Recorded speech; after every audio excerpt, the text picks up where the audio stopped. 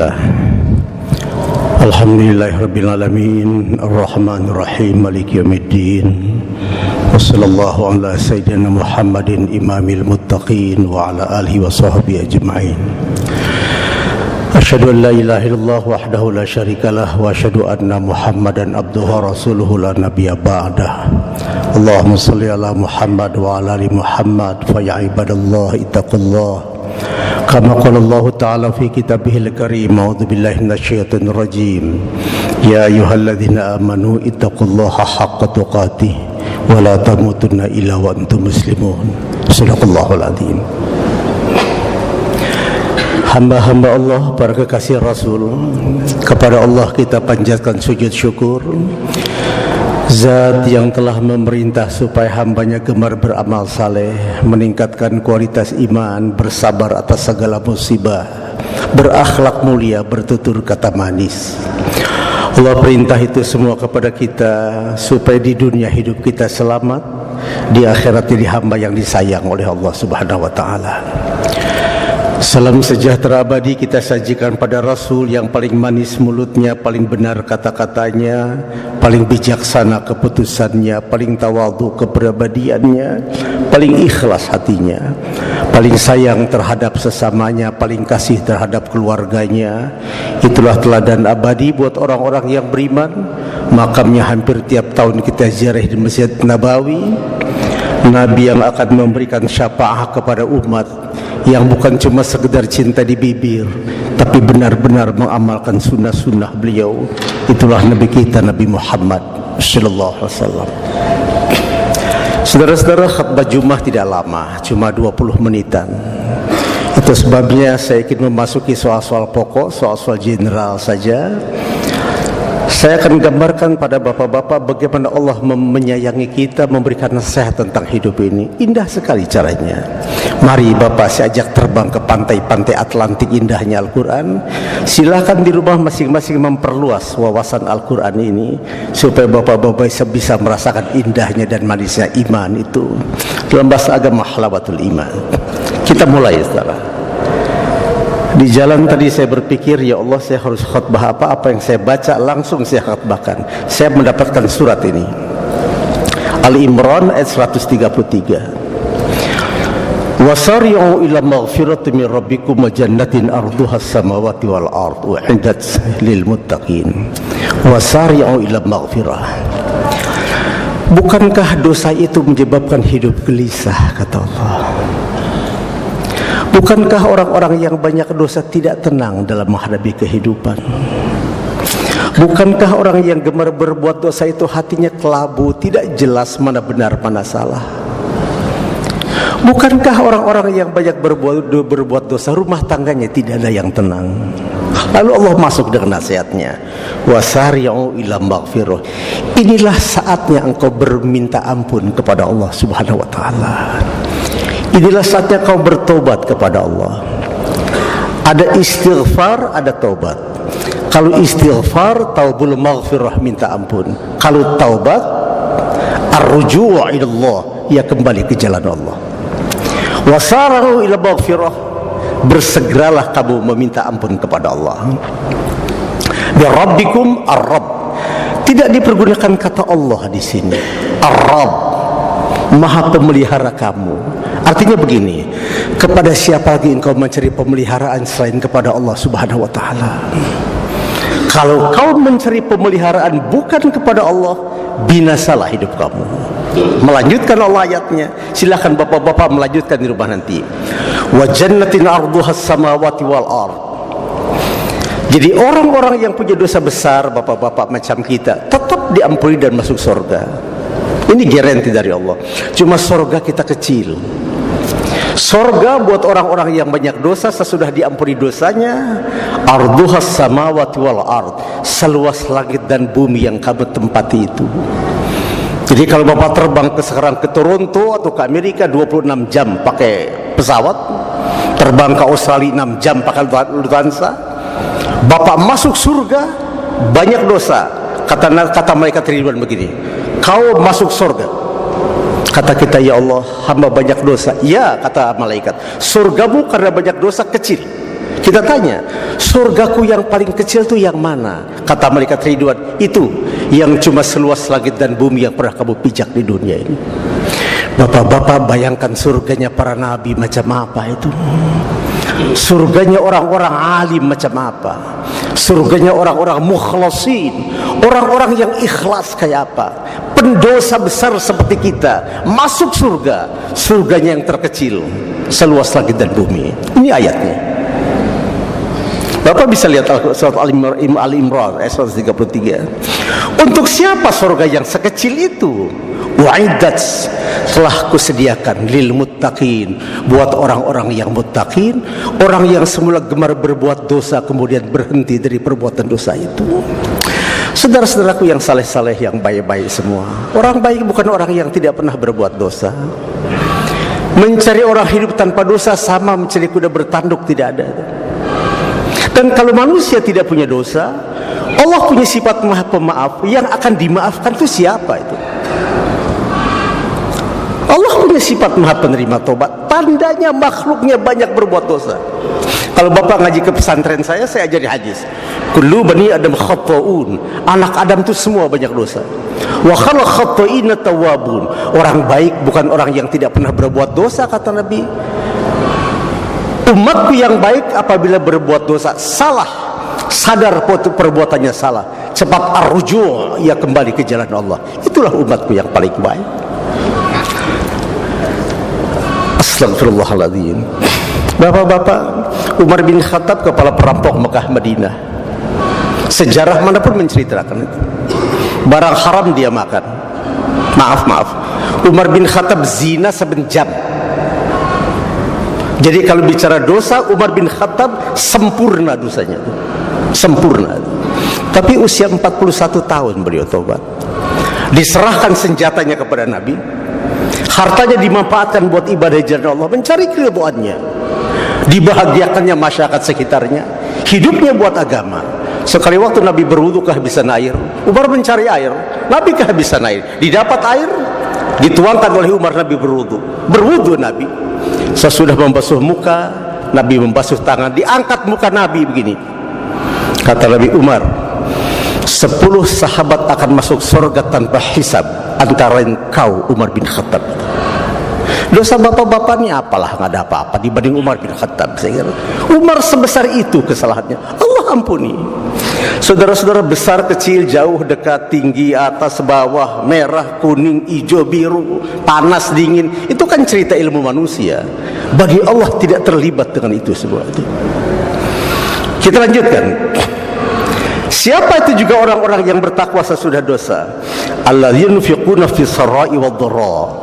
Orang-orang yang senantiasa berinfak di waktu senang dan di waktu susah. Saudara-saudaraku yang saleh-saleh, kalau saudara suka makan makanan enak, bagus. Orang Islam kalau makan taste-nya harus enak. Cuma kalori tinggi. Itu sebabnya orang yang gemar memakan makanan kalori tinggi, hukumannya boleh pilih salah satu. Kuat olahraga atau masuk ke rumah sakit. Sama saja itu. Kalau tidak, saudara kena kolesterol. Kolesterol yang tidak terkontrol bisa stroke. Sebab kolesterol itu darah kotor. Harta sama. Dalam harta umat Islam ada 8 harta kolesterol. Kalau harta kolesterol tidak kita keluarkan, harta kita hidupnya bisa stroke. Percaya, saudara?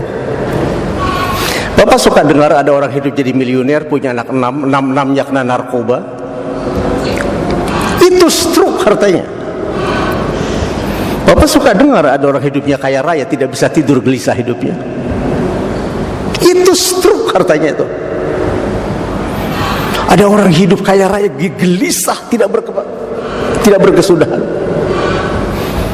Ada orang hidup kaya raya tiap 2 tahun ke Penang operasi jantung karena sakit jantung dia. Dia pikir jantungnya yang sakit, rupanya hartanya yang kotor. Maaf saudara, saudara cari di Asabri mana ada orang ahli sedekah, ahli zakat hidupnya sengsara, mana? Mana ahli zakat hidupnya miskin? Mana itu? Ayat ini tidak mungkin salah. Ini ayat Allah. Apa itu yang 8? Sedekah. Sedekah itu siddiq. Siddiq itu benar. Umat Islam hartanya harus benar dari jalan Allah, halal, dikeluarkan benar di jalan Allah. Barokah nanti. Zakat. Zakat meningkatkan, membersihkan. Mana orang yang gemar zakat miskin, saudara? Begitu rinci Allah memberikan nasihat kepada kita tuh. Kita lanjutkan, khutbah tidak mungkin lama-lama, saudara. Wal kaziminal ghidha 'anil wal 'afina 'anil nas.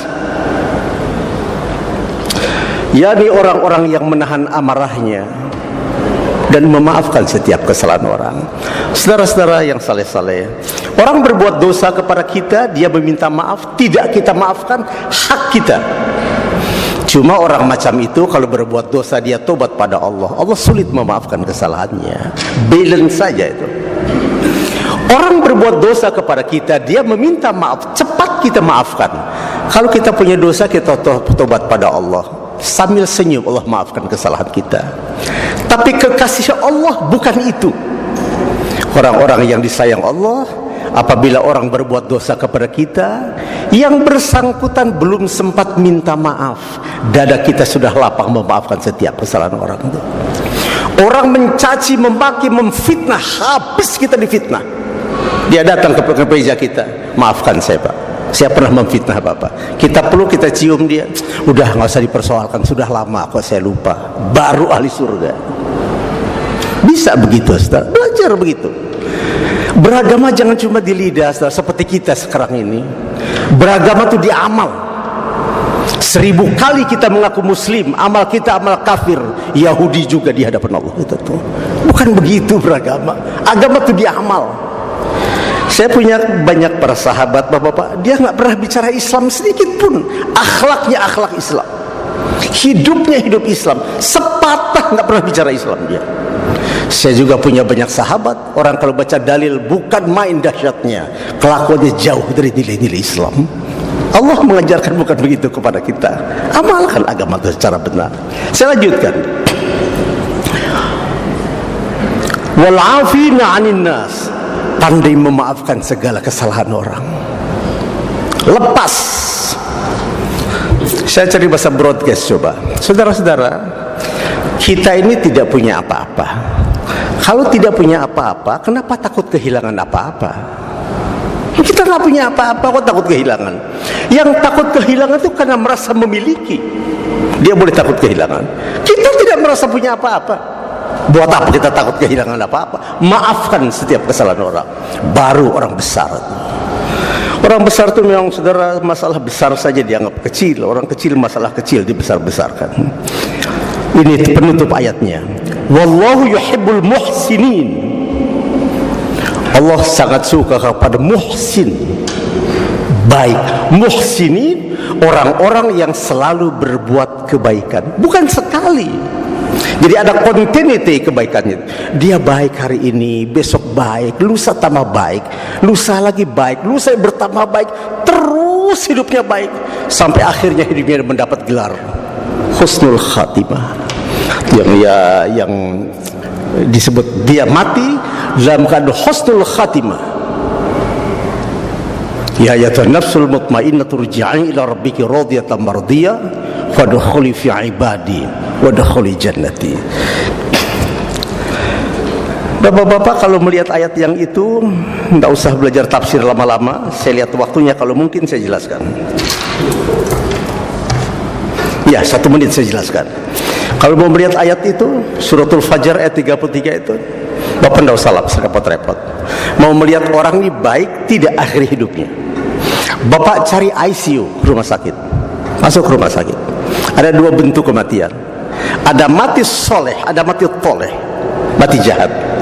Yang husnul khatimah kita lihat nanti. Orang jahat kalau mati, Bapak lihat begini biasanya, dihadapkan bola mata hitamnya ke kiri.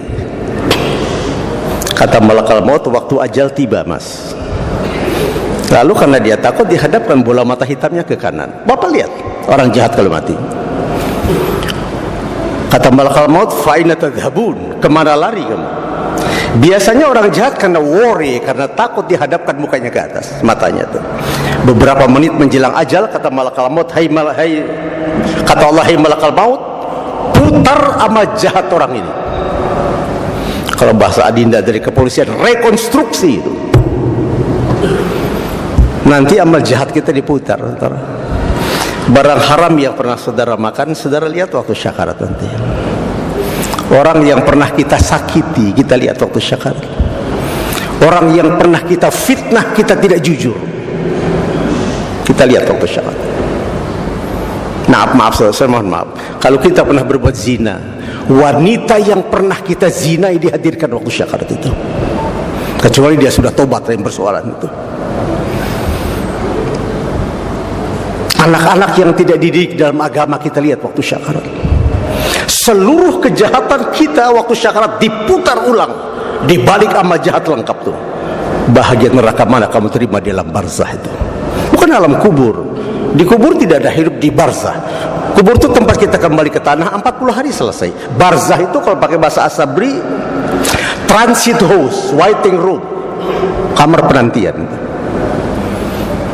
Bapak lihat orang jahat kalau mati dibawa ke rumah kita, ke komplek kita, Bapak buka mukanya gini. Tidak nyaman kita lihat itu. Kalau Bapak melihat ada orang meninggal, kita buka mukanya, mukanya 3 hari masih terbayang-bayang menyeramkan. Alamat tidak sehat itu. Orang soleh kalau meninggal tidak begitu. Bapak lihat orang-orang alim yang meninggal, para sufi. Biasa dia pegang tangan istrinya gini, Mama, Papa sudah sebulan di rumah sakit, sayang sudah tidak kuat. Panggil anak-anak semua. Dipanggil anaknya satu-satu, kumpul. Dia ada wasiat dulu, dia pegang istrinya, dia peluk itu. Mama, Papa duluan pulang sayang, Papa tunggu di pintu surga. Anak-anak jaga ibu kamu baik-baik. Ibadah jangan ditinggal, dalam menegakkan kebenaran di sop terdepan kamu. Malah kadang-kadang ada orang soleh begini, Bapak meninggalkan sedikit harta saya, kamu bagi secara adil, jangan sengketakan harta. Satu-satu dia wasiat. Dia letakkan tangan di atas jantung sendiri. Bapak lihat orang soleh meninggal. Kalimat terakhirnya la ilaha illallah. Ada yang la ilaha putus illallah, ada yang la putus ilaha putus illallah. Pokoknya intinya la ilaha illallah. Sebelum ajal tiba, kata Allah, malakal maut, hibur, putar amal saleh orang ini. Amal Bapak diputar nanti itu. Anak yatim yang Bapak sayangi, istri yang Bapak cintai, anak-anak yang dididik ke jalan agama, hidup di asabri yang jujur dan saleh. Apa? Ada orang mendapat kesulitan, Bapak di saf terdepan, syaja'ah, jadi pahlawan penegak kebaikan. Sedekah Bapak, zakat Bapak. Jam 3 malam orang sedang tidur, Bapak sedang tahajud sendiri. Allahu Akbar. Bulan Desember orang ke Orly, ke Hamilton, ke Fort, ke Sydney, ke Toronto. Kemana orang berangkat? Bapak tidak bawa anak cucu tawaf di Ka'bah. Labbaik Allahumma lak labbaik. Bapak lihat semua. Binatang peliharaan sakit, Bapak gendong ke dokter hewan. Semua amal soleh kita direkonstruksi, diputar ulang, dibalik amal soleh lengkap. Bahagian surga mana kamu terima? Saudara-saudara lihat, semua orang saleh menjelang ajal senyum dia. Bapak lihat, sebulan dia di rumah sakit tidak kena karbohidrat. Coba kena beberapa buah kapsul, beberapa tetes jus, beberapa tetes air, pucat pasi, meninggal, dibawa pulang ke rumah. Kita pengen lihat orang-orang asabri yang soleh ini meninggalnya kayak apa. Kita buka mukanya begitu, Bapak sulit membedakan dia sedang tidur apa sudah meninggal. Khutbah ini sengaja semenit saya jelaskan itu. Terserah Bapak mau meninggal cara mana. Mau meninggal cara pertama, jahat saja hidup ini, Allah tidak rugi. Saudara pikir kalau saudara jahat Allah rugi begitu? Atau mau jadi orang saleh, baiklah hidup ini. Saudara-saudaraku yang baik-baik, hidup soleh itu tidak punya beban. Beban apa hidup soleh kita? Kepada orang kita baik, akhlak kita terjaga, ibadah kita baik. Kepada bangsa negara Pancasila kita sangat membela dan sangat cinta. Beban apa hidup macam itu? Yang hidup stres punya beban itu hidup tidak jujur. Itu baru jadi beban itu. Walladzina idza fa'alu fakhishatan aw zalamu anfusahum dzakrullaha fastaghfiru lidzunubihim. Orang-orang yang apabila berbuat dosa cepat menyesal. Jadi orang baik, saudara, bukan orang yang tidak pernah berdosa. Saya robah pakai bahasa dakwah. Allah mentolerir setiap kesalahan manusia sepanjang orang itu berniat untuk bertobat kepada Allah. Itu bahasa dakwah yang betul begitu itu. Saudara pikir Allah kemudian menutup pintu rapat-rapat tidak memaafkan kita? Tidak, bukan itu Allah. Ibu kita cinta pada kita. Allah berjuta-juta cinta ibu kita kepada kita. Kalau saudara pernah akan membunuh ibu kandung, minta maaf, mungkin dimaafkan. Allah berjuta-juta lebih sayang kepada kita daripada ibu kandung kita kepada kita. Jadi kalau orang suka dakwah di atas mimbar yang begini ke neraka, tidak boleh dakwah begitu tuh. Saudara, waktu seorang kiai berdakwah dia ke neraka, itu kiai sedang merampas kunci surga dari tangan Allah. Tidak boleh itu, tidak boleh sama sekali. Semua manusia ini baik, saudara. Cuma kadang-kadang hatinya diselimuti lemak yang kotor. Tugas kita menasihati orang dalam ayat ini bukan membunuh orang jahat, bukan. Menghilangkan lemak-lemak kotor yang ada di hati sahabat-sahabat kita. Fa'tabiru ya ulil albab. Ambil hikmah dari apa yang saya khatbakan, wahai para ahli pikir. Barakallahu li wa lakum wa li jami'il muslimin wal muslimat wal mu'minina wal mu'minat al ahya'i minhum wal amwat innaka sami'un qaribun mujibud da'wah fastaghfirullah innahu al-ghafurur rahim. Bismillahirrahmanirrahim. Allahu ahad Allahu samad. Allahumma shalli Alhamdulillahil jabbaril azim al-qaharil qadim al-ghafarir rahim alladhi azza man tuhitu bihi lawha mu'azza fa yudrika wal yara. Asyhadu an la ilaha illallah wa asyhadu anna Muhammadan abduhu wa rasuluhu. Allahumma shalli ala Muhammad wa ali Muhammad. Fa ya ibadallahi taqullaha haqqa tuqatih wa la tamutunna illa wa antum muslimun. Kita punya waktu 1,5 menit, saudara. 1 menit saya manfaatkan. Jarang bertemu kita. Bapak-bapak hari ini tahu persis berapa fluktuasi rupiah pada dolar. Bapak juga tahu berapa persen naiknya harga kendaraan baru yang dikeluarkan untuk tahun 16 katanya. Dan Bapak juga tahu berapa persen turunnya harga kendaraan-kendaraan bekas. Kita juga tahu bagaimana 9 kebutuhan hidup kita yang unstable, yang tidak stabil itu. Sudah tentu bukan itu yang akan saya khatbahkan. Saya bukan ekonom. Doktor saya doktor ilmu hadis. Saya tidak ngerti ekonomi itu. Yang ingin saya khatbahkan begini. Kalau bapak-bapak sudah tahu berapa persen naik dan turunnya harga barang tadi, apa bapak-bapak pernah bertanya berapa persen naik dan turunnya harga diri kita hari ini di sisi Allah Subhanahu wa taala? Pernah ditanya tidak itu? Kita cuma sibuk urusan harga barang naik turun. Tahu persis harga diri kita naik apa turun, kita tidak tahu. Bapak jangan marah. Jangan-jangan semua kita tidak punya harga di hadapan Allah hari ini. Kalau sedang hidup tidak punya harga, malakal maut mengebak-ngebakan sayapnya di udara. Ruh kita hari ini habis diterjang trailer kontainer di luar nanti pulang kerja. Tikar amal soleh apa yang kita persiapkan di hadapan Allah nanti itu. Saya tutup khutbah ini. Kata Nabi, man ahabba ayya'u manzilata 'inda Allah falyanzur kaifa manzilatu Allah 'indah. Umatku sayang, lihat Nabi dakwah. Umatku sayang. Kalau kau ingin tahu berapa harga dirimu di sisi Allah, tanya pada dirimu, harga Islam pada hidupmu itu berapa? Kalau agama kita anggap main-main, kita nih main-main di hadapan Allah. Kalau agama kita anggap penting, kita penting di hadapan Allah. Kalau agama kita anggap biasa, kita biasa di hadapan Allah. And last but not least, kalau agama dianggap sesuatu yang tidak bernilai, 1 sen kita tidak punya harga di hadapan Allah. Berapa harga agama Allah pada hidup kita? Tidak sama.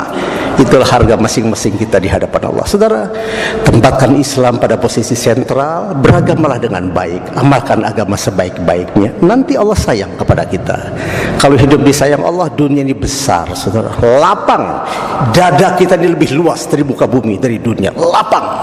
Kita punya saudara yang banyak, kita punya keluarga yang rukun, hidup kita sehat.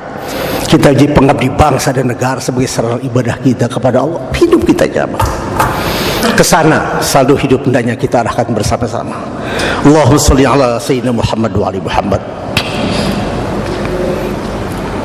Allahumma sholli ala malaikatikal muqarrabin وأنبيائك والمرسلين